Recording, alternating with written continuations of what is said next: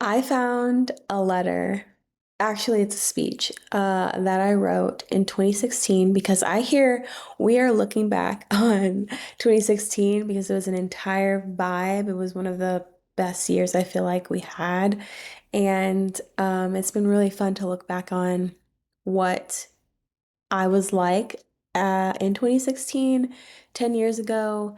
I was a freshly 22-year-old and um, guess what? I found a talk that I did for my alma mater to a class of eighth graders. And I was asked to come talk to this eighth grade class about my life and my journey. And um, I had gone to my alma mater from K through eighth grade, and it was, I don't know, it was really special to be asked by the staff there to give this talk.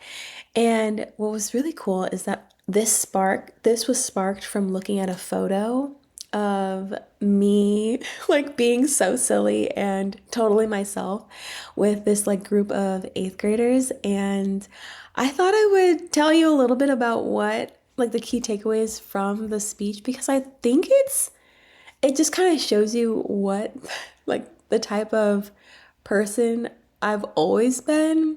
And also just like I feel like these are gems to take away at any stage of life, but this is what I told, like this is what I would have thought was important for my 13 and 14-year-old self to know. And here it goes. So, number one, get a summer job early. It's doesn't really matter what the job is, but it's the work ethic that you are building in having a job that teaches you like hard work and to work within a team and to make your own money. And I'm just like, that was so cool that the qualities that you build in having a job early, especially when it feels like it's something that you're choosing. Number two, surround yourself with people who push you to be better. That can be family, coaches, teachers. And I thought this was really funny, but I said friends who are smart. Like emphasis on the smart, but also I say funny, goofy, fun, all of that. But I also mentioned don't waste time around people who don't make you feel good in your body and about yourself. I feel like someone needed that message. The next one is always thank your parents or family member who have always believed in you. That's just a plug because I feel like I got really lucky to have people in my life that, like, when I told them I wanted to do something, they were like, hell yeah, of course you can. I feel like that's the type of coach I am. If you like it, I love it. If you believe you want to do it, I believe in you 10 times more. Like, we're going to get you there. And I feel like I embody that as a coach. And it's so cool that this came through as like through with my 22-year-old self. Um, the next one is it's okay to not have a plan. And I thought this was really important because even I mentioned that even the people who look like they have their lives together, they also don't know what they're doing. And it's okay to be flexible. It is okay if things don't go according to plan, but you get the best experiences that are very serendipitous, and sometimes it's best to not over plan, but to be really like to know what you want, but be okay with the plan working out differently than you anticipated. The next one is go to everything and be involved. I thought this was really a special one because it kind of talks about that you never know who you're going to meet at these events and that you get so much experience and life outside of the classroom. The next one is be kind, be respectful, and be a good person slash friend to others and to yourself. I loved this one because it really kind of talks about how to leave like people better than how you found them, and that you won't know who's going to be important to you later down the line, and it's always best to be as kind as possible because the person that you meet may lead to that new job, that new opportunity, um, that new idea. And so it's beautiful to see how your life unfolds through the connections that you have. And that has just been a key takeaway. Another one is be different. Literally, you do not have to do everything that other people are doing. It's okay to stand out. It's okay to be your true, authentic self. And if something makes you uncomfortable, you don't have to be a part of that. And also, if there's situations or people that make you feel like you can't be your true self, those are not your people. Oh my gosh, like 22-year-old me just knew what she was talking about. I love it. And then the next one is nothing is permanent. I love this because it talks about how quickly life is constantly changing and that you kind of have to get used to change, and that every season has its purpose. And you go through like 4 years, you go through middle school, then you have 4 years of college, of high school, then 4 years of college, and then your post grad, and there's like so much happening in between that you can't really get too comfortable because things are all constantly changing. But kind of to enjoy the ride, and that there are things that you'll remember as like things are changing. So, and also don't be afraid to like that it's okay that you'll make new friends and new connections along the way. Um, yeah, so I thought that was important. And then a couple more, hang in there with me. The next one is take chances to force yourself outside of your comfort zone. You do the most growing in situations that make you nervous or that kind of like push you to be better, or to like try something new.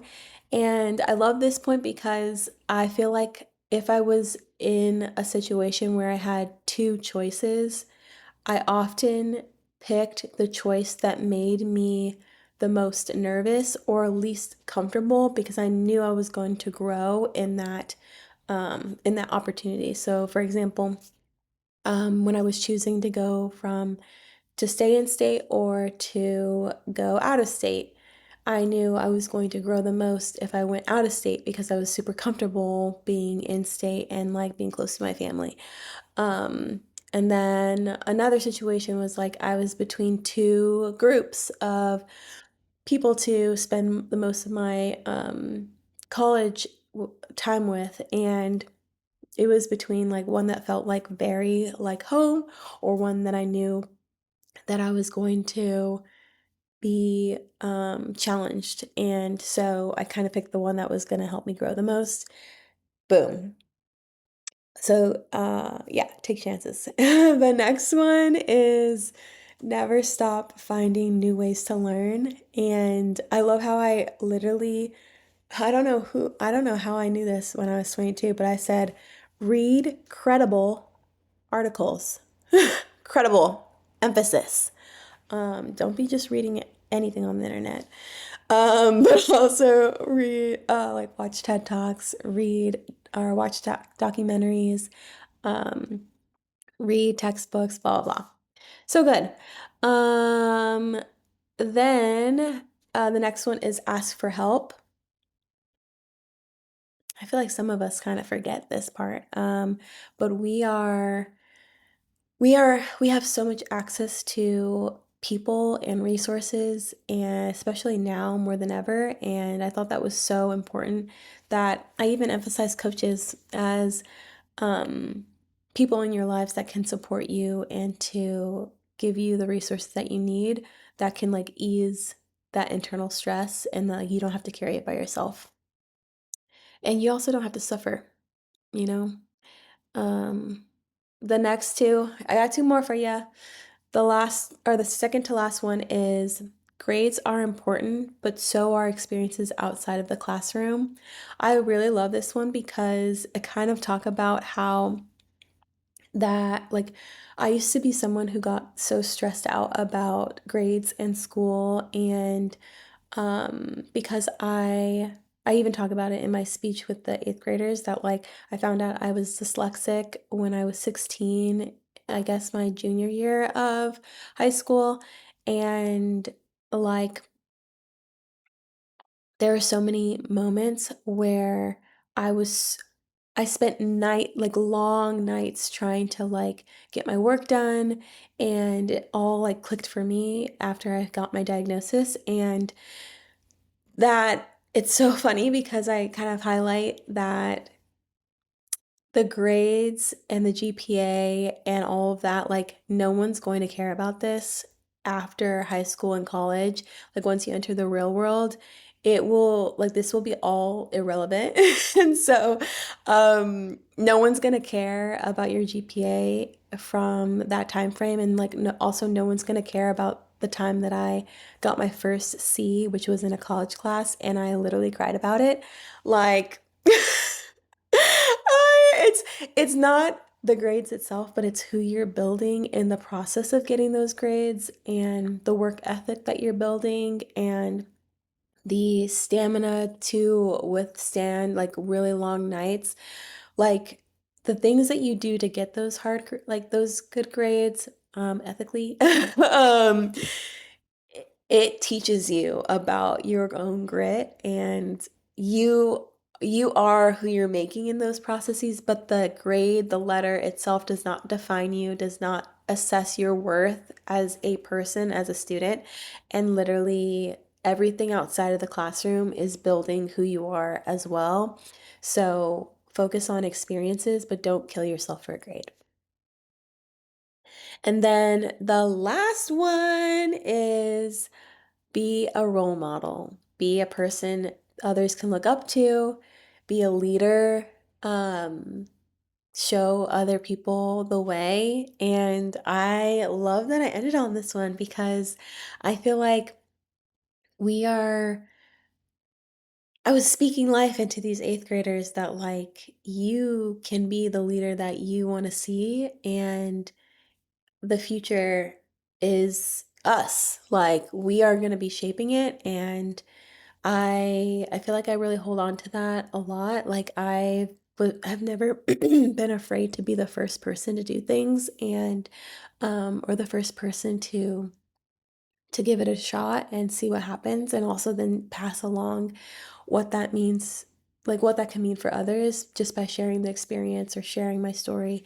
But this was such a treat. I was like so happy to find this. And it's all just from like going down memory lane. And I am really starting to think about and embody the 2016 version of myself. She was young and she was just like so full of life and so herself and so goofy and fun and enthusiastic. And I mean, I have always been her, but it was so beautiful to kind of see what was meaningful to me 10 years ago and how special that I got the opportunity to share it with kids who, now that I think about it, like, okay, they were 18, they were like probably, sorry, when you're in eighth grade, you're like 13, 14. So they are probably now like 23, 24. They are our generation of leaders who are shaping the world that we want and I just got to play a little small part of that. That's so special. Like I don't know. I thought I would share because I feel like even us as adults can often use, you know, these moments or like these takeaways that just remind us that like change is inevitable. this life right now, that this timeline that we're on in 2026 is not permanent, but we can make it what we want. And I just I just thought it was beautiful. And I wanted to share. I hope someone takes something from this. And if you're new here, I forget sometimes, but I'm Mercedes. I'm a life and success coach. I feel like I was the coach that I am today is was being built in the version of me in 2016 and the versions of me earlier than that. And so I love to see kind of like who I was like what led me to today and the coach that I am and the level of care and dedication that I have for my clients. And I think I'm inspired that I need to start working with more kids, because there is just like a connection there, like to our younger generations, and they they can use the level of like care to nurture them to be amazing humans that end up helping shape the world that we're trying to build. Anyways, that's what I have for you today. I'm excited if you stick around and stay on this journey with me as I'm uncovering the rise of her.